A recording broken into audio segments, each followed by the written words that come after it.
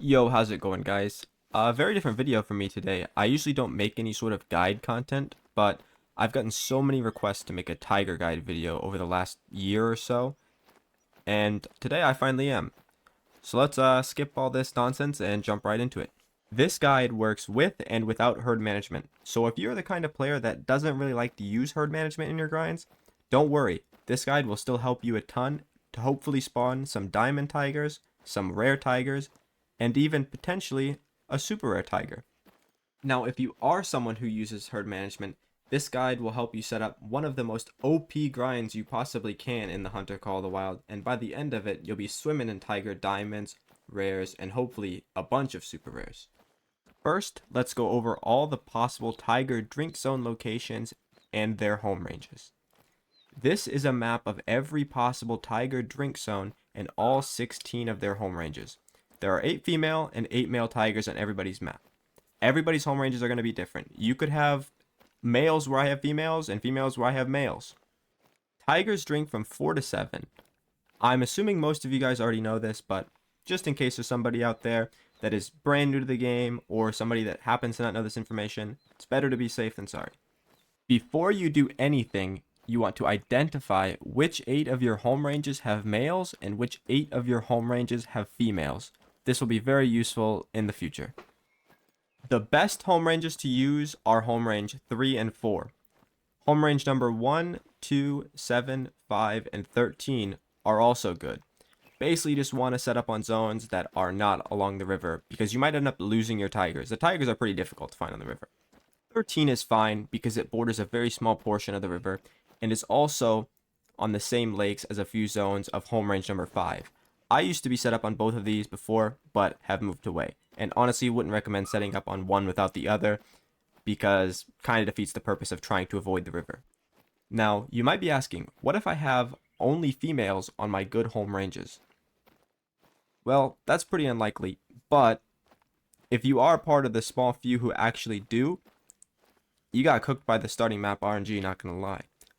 But luckily for you, you can swap the females with males, and it's fairly simple. Now, in order to swap them, you must kill your female on your good home range, and then go and kill your male on a bad home range. Let's say home range number 14, for example, and make sure you claim both of them. Usually when swapping, you went to main menu and don't claim either, but with how tigers respawn, main menuing really seems to hurt your respawns, and I recommend not doing it at all until you know for a fact you have your respawns. I've noticed main menuing has made my tigers take over an hour in real life time to respawn in some cases. Now, you have to do this pretty fast, so I recommend knowing where your 2 tigers are that you want to swap and placing tents near them, because the tigers can respawn since you did claim the first one, but they usually take around 15 minutes, so as long as you're not super duper slow, you should be good. Once you have shot and claimed your female from a good home range and shot and claimed your male from a worse one, do not main menu, do not shoot any more tigers as well. Just sit on the map, you can AFK, you can shoot any other species, you just want to do anything possible in 15 to 20 minutes, except for shoot tigers and go to the main menu. Once around 15 to 20 minutes real life time has passed, you can go back and check your other zones. Now you can look along the edges of the water obviously for tiger tracks, and if there's new ones that appeared, you know you get your respawns. You can also change the time and look for them. And once you've noticed that you've got your respawns, you can then main menu if you want to, or you can just continue on shooting them. You just want to not main menu after you've killed a few tigers, or your respawns will take forever. Now, if you noticed the tiger in your main home range is still a female, then your swap failed. It is a 50-50 every time. There's nothing you can do to increase the odds of getting a swap. You're just going to have to swap again. Now, this process can take forever if you're really unlucky. But on the other hand, if you're really lucky, you can swap them all first try. Now, you want to continue this swapping process until all of your good home ranges have males in them, or alternatively, you can skip the swapping process entirely by just setting up on the male home ranges your map starts with. Now, this might be pretty bad because in my case, I got screwed over. All of my starting home ranges were on the river. But if you have home ranges you're comfortable with, even if they're not the best, you can skip the swapping process entirely and just set up on those. Now for setting up, I recommend a 6-to-2 tiger split if you are not using herd management. that being 6 shooter tigers and 2 level 5 or 6 tigers, they can be whatever, on bad zones.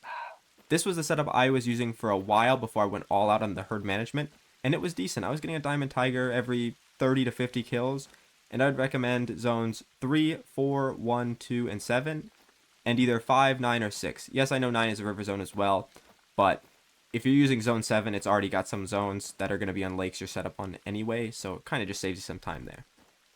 Now, if you are using herd management, the best split you can have is 4 shooters and 4 managed tigers. I personally use 3 shooters and 5 managed tigers, but that's because all I care about is the best possible diamond rate and not about the overall efficiency of the grind. If you are doing 4 shooters and 4 level 5 tigers, the best possible zones you can have is 1, 2, 3, and 4. You can also set up on a split of 5 and 3 as I have in the past, but the respawn seemed to take a little bit longer when you shoot more than 4, so I wouldn't recommend doing that unless you are shooting 6 or more, which wouldn't really give you very good herd management. So if you're going to use herd management, I would stick to 4 and 4. I noticed when I was shooting 5 tigers, my respawns would be sometimes up to 30 minutes, sometimes over 30 minutes. Usually they'd be around 25, but the second I dropped it to 4 tigers, and even now with 3, my respawns are 15 minutes every single time without fail. Now, just thought I would toss this in, but if you don't know what herd management is, there are plenty of guides out there. I'm not going to go too in-depth right now, but to sum up herd management, it's basically exploiting the game's respawn system to trigger big animals to spawn in your main zones by shooting all of your zones you don't shoot, also known as exterior zones, into really low weight animals to in return spawn more diamonds, and if the species you are grinding has a great one, you will spawn great ones faster. Now the last part isn't 100% confirmed by the devs, but let's use some common sense, guys. We all know herd management affects great one spawns. Now, as for setting up on the zones, you can either place your tent around 250 yards, give or take, and run up to the lake and shoot the tigers that way. Or you can do it how I do it and just set up the tent straight on the lake and hope the tigers go aggressive when you fast travel. Do not main menu if you spook a tiger unless it is the first one of the rotation. You can track them down pretty easily. They're pretty dumb. They tend to slow down. So your best bet is to follow them and just shoot him a few times as he's running away. You don't want to cook your respawns by main menuing. If you set up directly onto your zones and you know you have a tiger at a specific lake, or you've checked all of your zones in a certain home range and you found nothing despite waiting 20 minutes or so for your respawns, you can set the time forward by about 5 minutes and fast travel to the tent you are standing on, and it usually brings the tigers in if they're there on that lake. You will see an example of this in my example run later on in the video. As for tripods and ground blinds, I have them set up but rarely use them because the tiger will spook and run when you enter a ground blind or tripod if he is aggressive towards you. So make sure to be careful of getting dead zone pressure if you have drink zones of other animals that you care about on the lakes you're grinding, or even other tigers on the lakes, because I have had tigers join the same home range as each other before until I shoot them, and then they will go back to their normal home ranges. This brings me to my next point. Call the Wild respawns are not perfect anymore, and animals can jump, including the tigers or any other similar grinds such as the one lake roe deer and the island method fox. I've noticed tigers for me jump to home ranges that are connected to their current home range. That is why you can see that I have 10 set up on home range 7 and 2 despite being only set up on tigers that are in 1, 3, and 4. Now, if you are new to the game or new to grinding, you might ask, what is a jumper? A jumper is when an animal respawns in another zone other than the ones you shoot. This happens on literally everything in the game, and most guides tend to not cover it, leaving people confused when their animals just disappear entirely. So if you notice some of your tigers are missing, check every other home range until you find the jumper, and then shoot him and he will return to his original home range.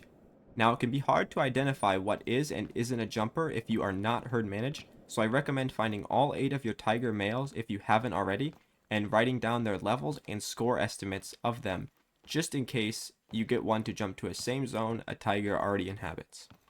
Now, if you are herd managed, it'll be pretty easy to tell what is and isn't a jumper, since if you are actually doing herd management, all of your exterior tigers should be level 5s.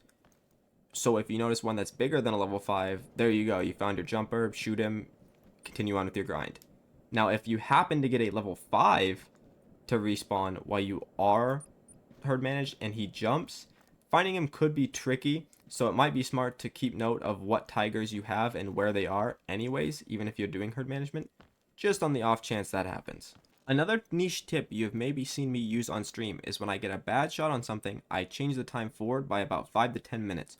What happens when you do this is anything you have shot will die instantly. Even a lion shot in the tail with a 22 will die if you're using this method.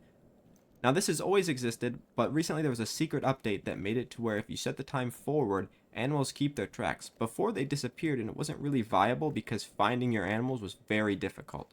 Now if you set the time forward, don't go backwards. If you set the time backwards, they still lose their tracks.